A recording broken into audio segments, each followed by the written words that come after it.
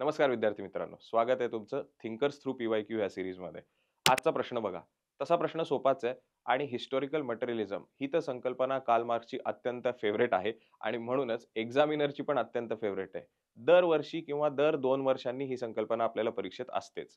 काय आहे ऐतिहासिक भौतिकवाद किंवा हिस्टॉरिकल मटेरियलिझम? कार्ल मार्क्स इतिहासाचा विचार करत असताना असं म्हणतो, की इतिहासाचे वेगवेगळे युग असतात.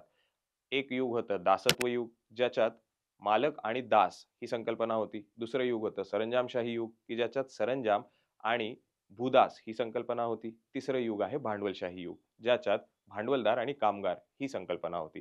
म्हणजे पूर्ण वेगवेगळ्या युगांमध्ये जो समाज आहे, तो ह्या वेगवेगळ्या 2 गटांमध्ये विभागणी होती. हे 2 गट कशी ठरवली कार्ल मार्क्सने? तर जी उत्पादनाची संसाधनं होती, त्यांची मालकी ज्याची असायची, तो अर्थातच मालक वर्ग होईल आणि त्या संसाधनांवर काम करणारा जो होता, तो कामगार वर्ग.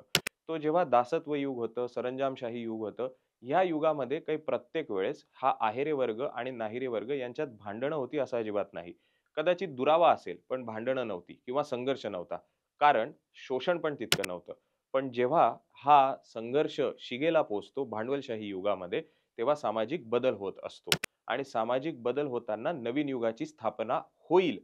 तो म्हणजे साम्यवादी युग असं कार्ल मार्क्स म्हणतो. म्हणजे ऐतिहासिक भौतिकवाद म्हणजे काय?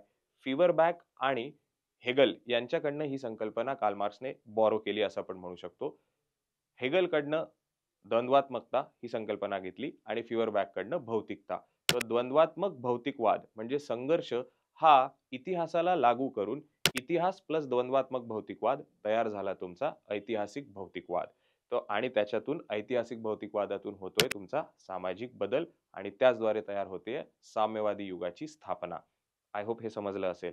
नसेल समजलं तर मी आहेच. Okay. Thank you so much.